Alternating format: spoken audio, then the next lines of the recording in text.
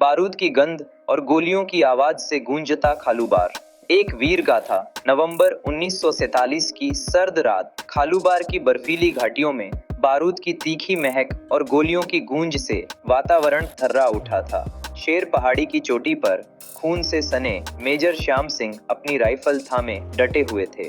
उनकी आंखों में एक ऐसा संकल्प था जिसे कोई ताकत डिगा नहीं सकती। खालूबार को हर कीमत पर बचाना है। ठंडी हवा उनके चेहरे को चीर रही थी, लेकिन उनका हौसला अडिग था। हर धमाके के साथ उनकी गूंजती आवाज सैनिकों में एक नई ऊर्जा भर देती थी। कबायली हमलावरों की चीखें, हथगोलों के धमाके और मशीन गनों की तड़तड़ाहट अंधेरे को चीर रही थी। हर गोली, हर कदम इस छोटे से गांव की रक्षा की गाथा लिख रही थी। लेकिन सवाल था, ये लड़ाई शुरू कैसे हुई?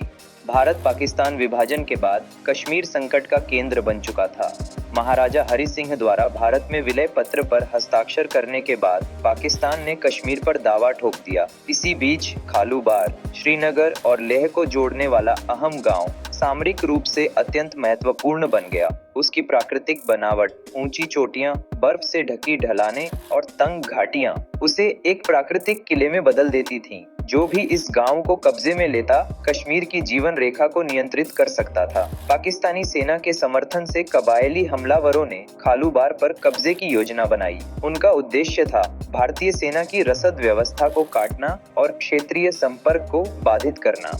भारतीय सेना, जो उस समय आकार ले ही रही थी, इस चुनौती के लिए कमर कस चुकी थी। 150 बहादुर सैनिकों की छोटी टुकड़ी मेजर श्याम सिंह के नेतृत्व में इस मिशन पर तैनात थी। उनके पास सीमित संसाधन थे, कुछ पुरानी राइफलें और एक मोर्चा जो बारूद से अधिक जज्बे से भरा हुआ था। शेर पहाड़ी उनकी सबसे मजबूत स्थिति थी, एक ऐसी चोटी जो पूरे क्षेत्र पर निगरानी रख सकती थी। मेजर श्याम ने सैनिकों को स्पष्ट आदेश दिए, यह चोटी हमारी जान है, इसे किसी भी हाल में नहीं छोड़ना है। सुबह 6 बजे कोहरा छंटा ही था कि हमला शुरू हो गया। कबायली पहाड़ियों से नीचे उतरते हुए मशीन गनों की बौछार करने लगे। भारतीय सैनिकों ने तुरंत जवाब दिया। नायक हरदेव सिंह, एक युवा और जोशीला सैनिक, अपनी मशीन गन लेकर एक बंकर में तैनात था। उसके अकेले दम पर उसने कबायली हमलावरों की पूरी टुकड़ी को रोके रखा। उसके साहस ने बाकी सैनिकों का मनोबल बढ़ा दिया।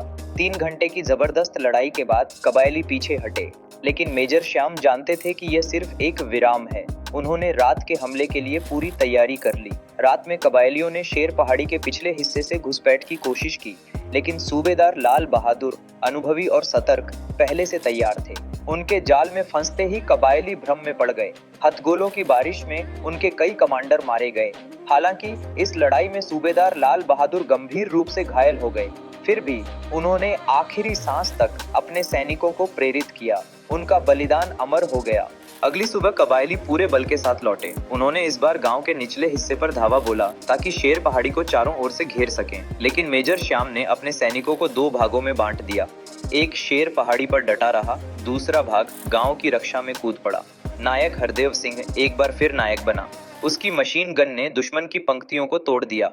दोपहर तक कबायलियों का मनोबल पूरी तरह टूट चुका था। तभी श्रीनगर से ताजगी से भरी भारतीय सेना की नई टुकड़ी खालूबार पहुंची। मेजर श्याम ने अंतिम हमला बोला। कबायली चारों ओर से घिर गए और भागने पर मजबूर हो गए। 3 दिन और 2 रात की भीषण लड़ाई के बाद खालूबार की जीत भारतीय सेना की हुई, लेकिन यह विजय बहुत भारी कीमत पर मिली। 150 में से केवल 60 सैनिक जीवित बचे। मेजर